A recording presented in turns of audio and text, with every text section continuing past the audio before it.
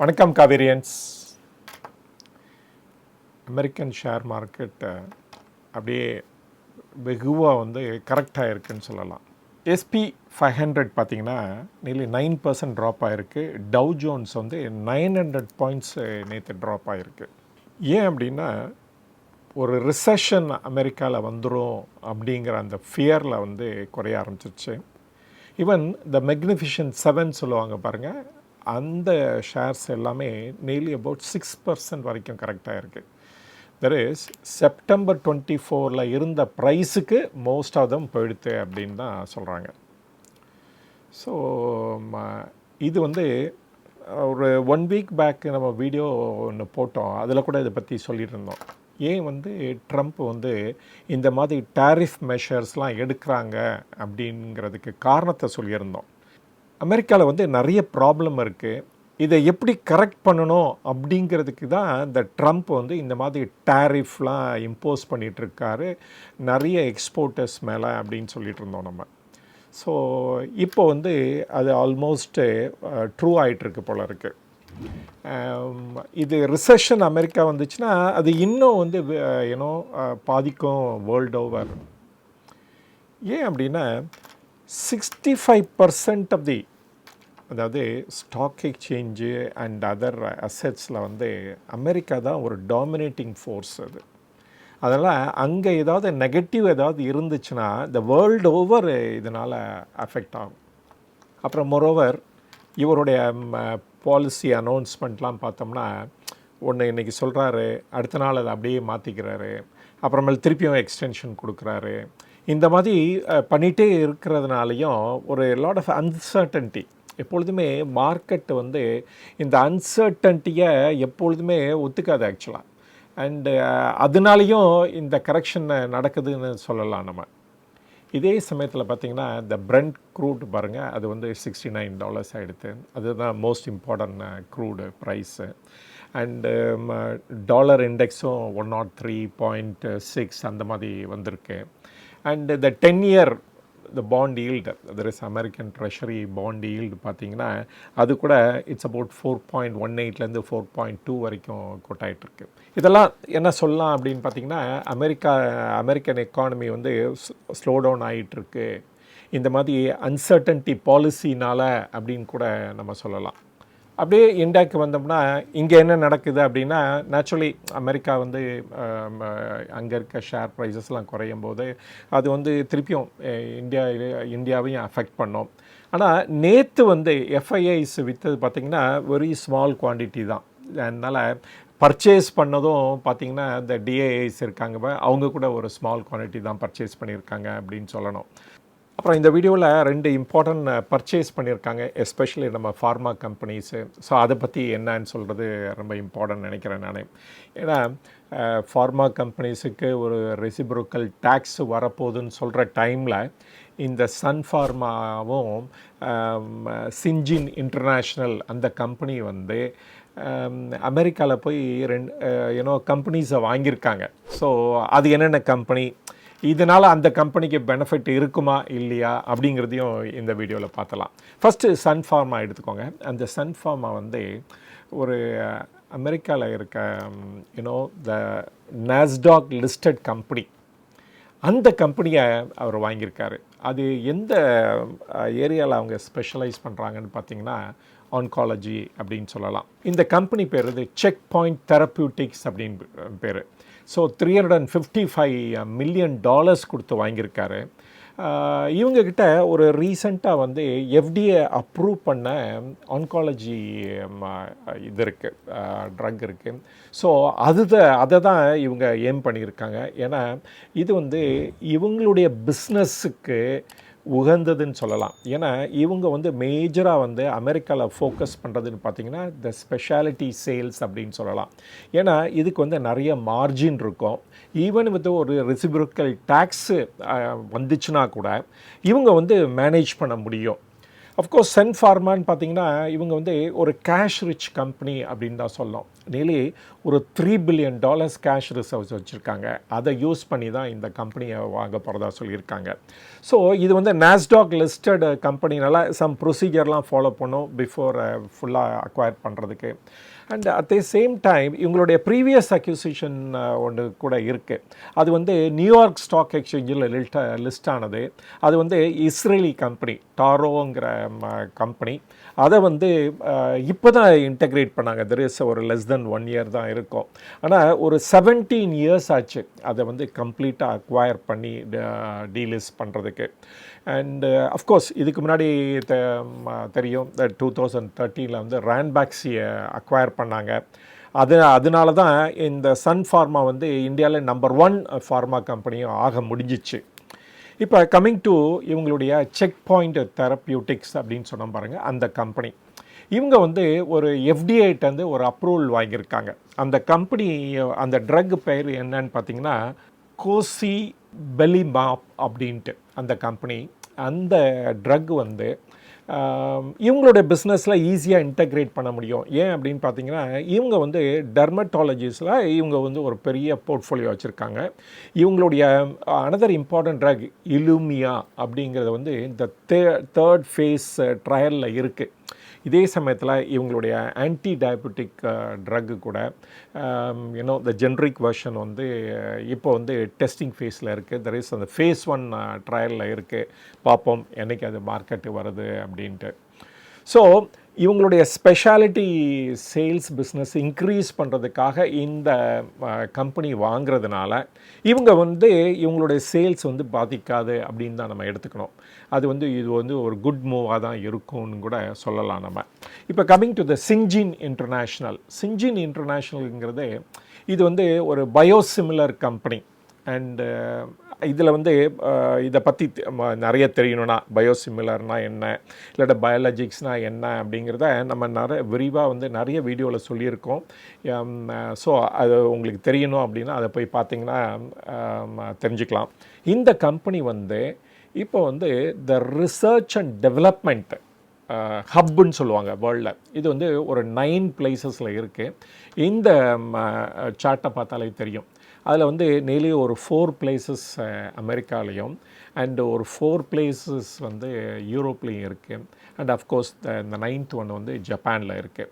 அமெரிக்காவில் இருக்க பிளேசஸ்லாம் பார்த்திங்கன்னா நியூயார்க், நியூ ஜெர்சி, அப்புறம் பாஸ்டன், சிகாகோ அப்படின்னு சொல்லலாம். இந்த ஏரியாவுக்கு பக்கத்தில் தான் இவங்க அக்வயர் பண்ண போகிற கம்பெனி வந்து லொக்கேட் ஆகிருக்கு. தட் இஸ் அந்த பிளேஸ் பேர் வந்து பால்டிமோர் அப்படின்னு பேர். அந்த கம்பெனி பேர் எமர்ஜென்ட் மேனுஃபேக்சரிங் கம்பெனி அப்படின்ட்டு. பேசிக்கலி இது என்ன மாதிரி கம்பெனின்னு பார்த்தீங்க அப்படின்னா இவங்க பேசிக்கலி எதை ஃபோக்கஸ் பண்ணுறாங்கன்னா இந்த கான்ட்ராக்ட் ரிசர்ச் அந்த மாதிரி ஃபோக்கஸ் பண்ணுறதுனால இந்த லொக்கேஷனில் நியரஸ்ட்டு வேறு வந்து இந்த மாதிரி லேப்ஸ்லாம் இருக்குது பாருங்கள், லொக்கேட் பண்ணுறதுனால இவங்களுடைய க்ரோத் பாசிபிலிட்டி வந்து இன்னும் ஜாஸ்தியாக இருக்கும். அண்டு ஏன்னா இந்த ரிசர்ச் லேபு மூலம் தான் உங்களுக்கு புது ட்ரக்லாம் இன்ட்ரொடியூஸ் ஆகிறதுக்கு கிரேட்டர் சான்சஸ் இருக்குது. அதனால் அந்த க்ளோஸ் டு த ஹப்பில் லொக்கேட் பண்ணுறதுனால இவங்களுடைய ப்ராஸ்பெக்ட்ஸு ஃப்யூச்சர் க்ரோத் ப்ராஸ்பெக்ட்ஸ் பெட்டராக இருக்கும்னு தான் எடுத்துக்கணும் நம்ம. ஃபார் எக்ஸாம்பிள் இந்த சைனீஸ் கம்பெனிலாம் எடுத்துக்கிட்டிங்கன்னா இந்த ஊக்ஷி அப்படின்னு ஒரு பெரிய சிஆர்டிஎம்ஓ பிளேயர், அதே மாதிரி ஃபார்மோவா அப்படிங்கிற ஒரு கம்பெனி கூட சைனீஸ் கம்பெனி கூட ரொம்ப பாப்புலர்.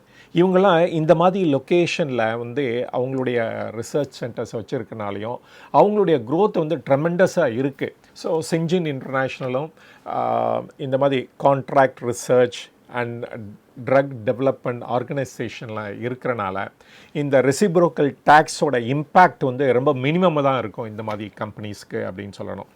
இப்போ coming to the last company என்னென்னு பார்த்தீங்கன்னா இந்த டாடா மோட்டர்ஸ்.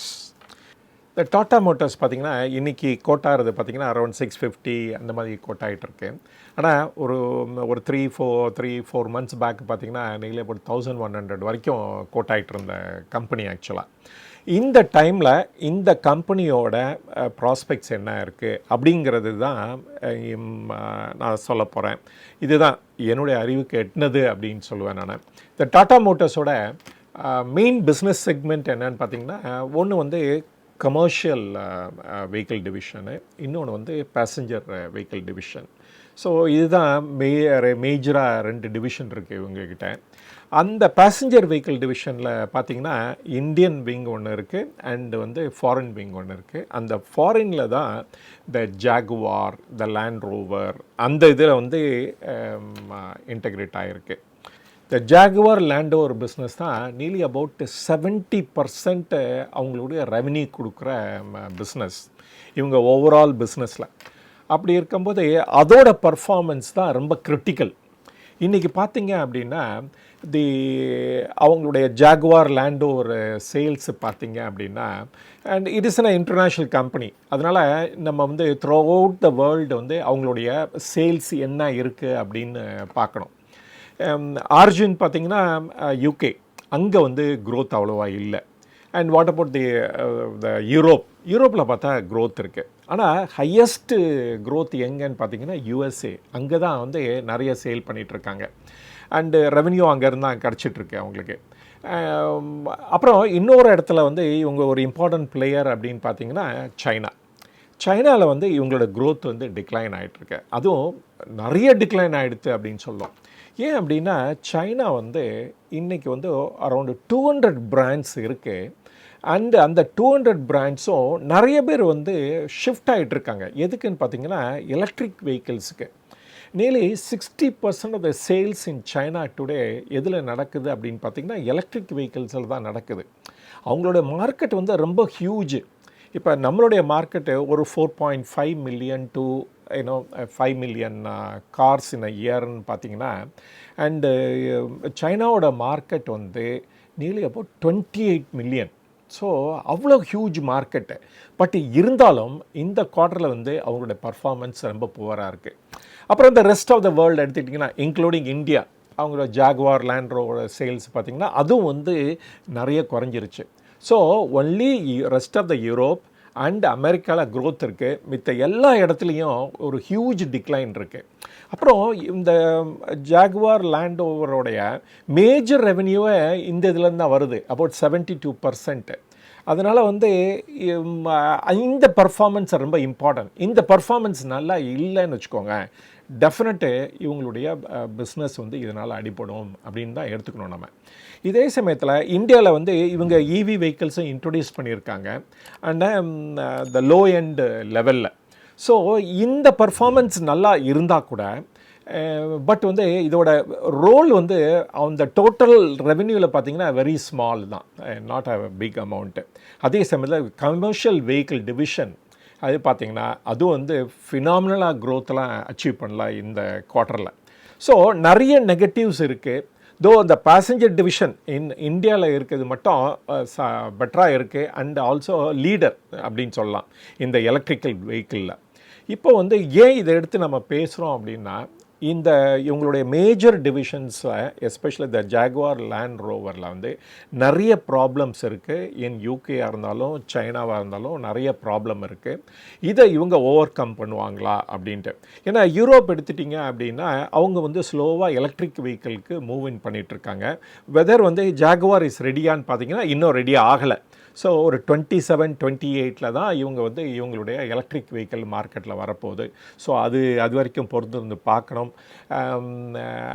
அதே சமயத்தில் இந்தியாவில் இருக்க எலக்ட்ரிக் வெஹிக்கிள் டிவிஷன் நல்லா பண்ணிகிட்ருக்கு. அவங்க தான் நம்பர் 1ன்னு சொல்லலாம். ஆனால் இந்தியாவுக்கு வந்து ஒரு புது காம்படிஷன் வரப்போகுது. மேபி டெஸ்லா வந்து கூடிய சீக்கிரம் இந்தியாவுக்கு வரப்போகுது.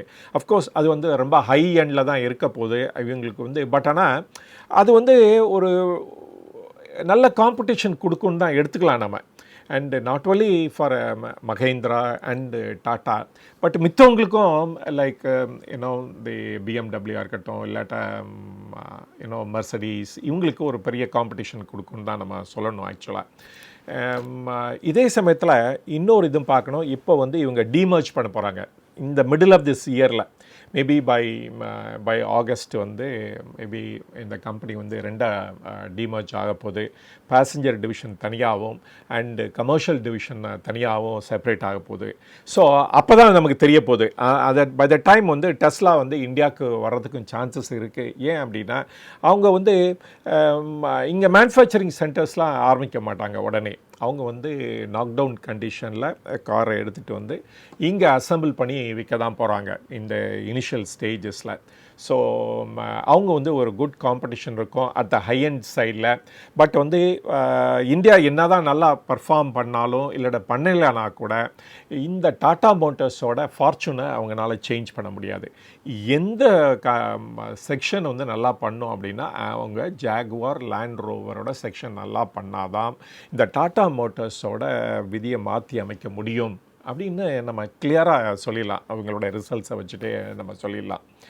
ஸோ நிறைய நெகட்டிவ்ஸ் இருக்கிறனால இந்த ஷேர் ப்ரைஸு இன்னும் குறையிறதுக்கு தான் வாய்ப்பு இருக்குது அப்படின்னு நான் நினைக்கிறேன். நான் ஏன்னா ஒரு கிளியராக ஒரு டைரக்ஷன் தெரியல எப்படி போக போகுது அப்படின்ட்டு. மேபி இப்போ ஒரு ஹைட்ரஜன் வெஹிக்கிள் வந்து டெஸ்ட் பண்ணியிருக்காங்க அண்டு வித் அ கவர்மெண்ட்டோட சப்போர்ட் மூலமாக. அது எப்படி டர்ன் அவுட் ஆக போகுதுன்னு. பட் ஆனால் இட் வில் டேக் டைம். ஒரு 18 மாதம் கழித்து தான் அதை பற்றி தெரிய போகுது நமக்கு. இந்த டாடா மோட்டர்ஸ் எப்படி பர்ஃபார்ம் பண்ண போகுதுங்கிறது எதை டிபெண்ட் பண்ணி இருக்குது அப்படின்னு பார்த்தீங்கன்னா ஜாகுவார் லேண்ட் ரோவரோட பர்ஃபார்மன்ஸ் தான். அவங்க எவ்வளோ குயிக்காக எலக்ட்ரிக்கல் வெஹிக்கிளுக்கு மூவ் இன் பண்ண போகிறாங்க அப்படின்னு தான் பார்க்கணும். நெக்ஸானோ இல்லாட்டா அதர் டாட்டா வெஹிக்கிள்ஸோ எப்படி பர்ஃபார்ம் பண்ணுதுங்கிறத வச்சு டிசைட் ஆக போகிறதில்ல. ஸோ அதனால் வந்து ஜாகுவாரோட பர்ஃபார்மன்ஸாக நம்ம க்ளோஸாக மானிட்டர் பண்ணோம். ஒரு குயிக்காக இன்னும் ஒரே ஒரு மெசேஜ் மட்டும் சொல்லிடுறேன். தட் நசாரா டெக்னாலஜிஸ் இது கூட இந்த கேமிங் போர்ட்ஃபோலியோவில் இருக்கிறாங்க. நிறைய பிக் இன்வெஸ்டர்ஸ்லாம் இதில் வந்து ஸ்டேக் எடுத்திருக்காங்க. அதனால் இந்த கம்பெனி பாருங்கள் கரெக்டாக இருக்குது, ஆனால் பெரிய லெவலுக்கு இன்னும் குறையலை. அதனால் இந்த கம்பெனி Q3 அந்த லெவலுக்கு நல்ல ரிசல்ட்ஸ் கொடுக்கலைன்னா கூட இந்த ஒரு கம்பெனியும் நம்ம வாட்ச் லிஸ்ட்டில் இருந்தால் பெட்டர் அப்படின்னு நான் ஃபீல் பண்ணுறேன். Right, with this I come to the end of this வீடியோன்னு சொல்லணும். ஸோ இது வரைக்கும் உங்கள் பொன்னான நேரத்தை எனக்காக ஒதுக்கினதுக்கு ரொம்ப நன்றி. மீண்டும் சந்திப்போம். வணக்கம்.